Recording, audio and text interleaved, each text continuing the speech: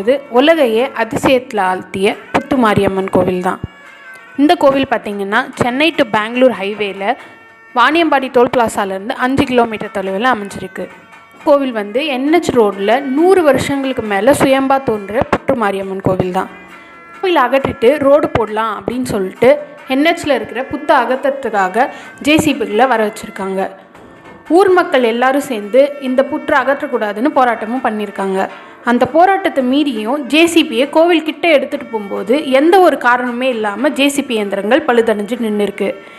இதையும் மீறி ராட்சச ஜேசிபியை எடுத்துகிட்டு வந்தப்போ அந்த இயந்திரத்தை ஓட்டுனவருக்கு கை கால் விலங்கலைன்னு அங்கே இருந்த மக்கள் சொன்னாங்க. மக்கள் கழித்து எக்ஸ்பர்ட்ஸை வர வச்சு இந்த புத்துக்குள்ளே அப்படி என்னதான் இருக்குது அப்படின்னு சொல்லிட்டு கேமரா மூலயமா பார்த்துருக்காங்க. அதில் நூற்றுக்கணக்கான நாகங்கள் அந்த புத்துக்குள்ளே உயிரோடு இருக்கிறதாகவும் அதை பார்த்தவருக்கு கண்கள் பறிபோனதாகவும் அங்கே இருந்த மக்கள் சொன்னாங்க.